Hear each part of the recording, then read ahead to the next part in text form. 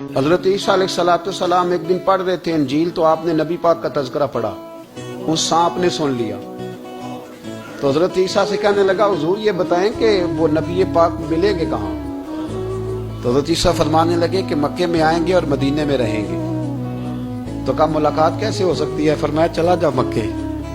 तो वो सांप 600 साल गारे सौर में, उसने 70 जगह पे सुराख किए। कितने साल बैठा रहा? बोल के बताइए।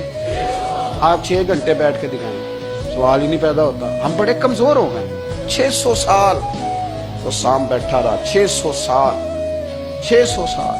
और 70 उसने सुराख किए गारे सौर में, लेकिन वो भी आशिक था ना।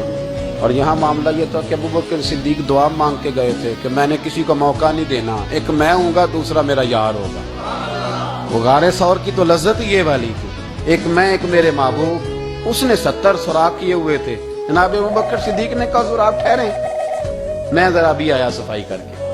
तो नबी करीम अलैहिस्सलाम रुके तो अबू बकर सिद्दीक ने कहीं पगड़ी फाड़ के रखी, कहीं चादर फाड़ के रखी, इतने सुराख बंद किए तो जो एक रह गया वहां एड़ी रख दी।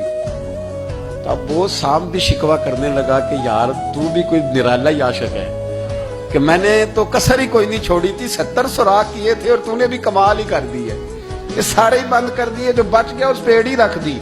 उसने पता नहीं कितने डंग मारे। सांप का जब डंग लगता है तो वजूद में बहुत ज्यादा गर्मी पैदा होती है। गर्मी हजरत अबू बकर सिद्दीक के बारे में हमारे शारहीन ने लिखा, रोए नहीं, वजूद इतना गर्म हुआ कि आंसू टपक पड़े।